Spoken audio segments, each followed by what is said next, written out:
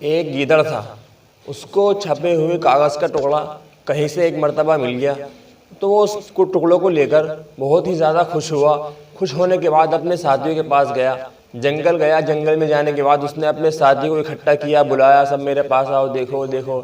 جب وہ اس کے پاس آئے تو اس نے ان سے کہا کہ دیکھو ادھر مجھے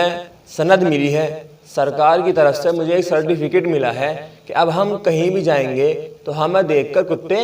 نہیں بھونکیں گے، یعنی جب بھی ہم کہیں جائیں گے تو ہم کتوں کو یہ سند دکھا دیں گے، اس دکھانے کے بعد ہمیں کتے کچھ نہیں کہیں گے۔ تو انہوں نے کہا کہ بھائی ہم تیری بات تو ٹھیک ہے، لیکن ہم تیری بات پر یقین کیسے کر لیں؟ تو اس نے کہا کہ تمہیں میری بات پر یقین نہیں آتا تو لو یہ رہا میرے پاس سند موجود ہے، سرٹیفکیٹ موجود ہے، تم یہ سند پڑھ لو اور پھر تمہیں خود یقین آ جائے گا۔ اب وہ تھا تو کاغذ کا ٹکڑا،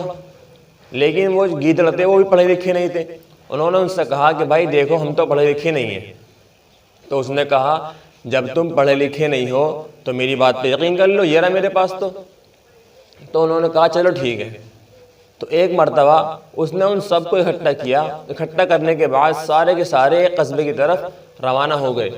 جب وہاں پر گئے تو وہاں کے جو کتے تھے انہوں نے ان کو دیکھا اور دیکھ کر بھونکنا شروع کر دیا۔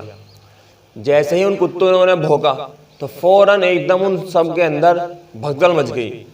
اور وہ جو سرٹیفکیٹ والا گیدڑ تھا دیکھا تو سب سے آگے بھاگا جا رہا ہے، وہ بھاگنے میں ان سب سے آگے تھا۔ تو جب گیدڑ اس کے پاس بھاگتے بھاگتے پہنچے، اس سے کہا کہ بھائی ارے تو کیوں بھاگ رہا ہے، تیرے پاس تو سرٹیفکیٹ موجود ہے۔ اس نے کہا ایسا ہے بیٹا، چپ چاپ بھاگتا رہے، بس چپ چاپ بھاگتا رہے، جتنے بھی کتے ہیں یہ سارے کے سارے تمہاری طرح ان پڑھ ہیں، ایک بھی پڑھا لکھا نہیں ہے۔ تو محترم بزرگوں، اسی طرح آج کے امت کے کچھ لوگوں کا حال اسی طرح ہے کہ وہ زیادہ پڑھے لکھے ہوتے نہیں، تھوڑا سا پتہ چل گیا اور اپنے آپ کو بہت زیادہ عقل مند سمجھنے لگتے ہیں، اپنے آپ کو بہت زیادہ ہوشیار سمجھنے لگتے ہیں، اور لوگوں کو حدیثیں لکھ لکھ کر لوگوں کو دکھاتے ہیں، پرچے پہ حدیث لکھی، لوگوں کے پاس جاتے ہیں، معصوموں کے پاس جاتے ہیں، ان سے کہتے ہیں دیکھو بھائی یہ حدیث ہے، حدیث میں ایسے لکھا ہے، اس طرح عمل کرنا چاہیے۔ یعنی وہ آدمی پڑھا لکھا ہوتا نہیں ہے، فوراً وہ بھی اس کی بات کو مان لیتا ہے، اچھی حدیث ہے، ماشاءاللہ بھائی یہ تو حدیث ہے، بہت اچھی بات ہے، اس پہ عمل کرنا چاہیے،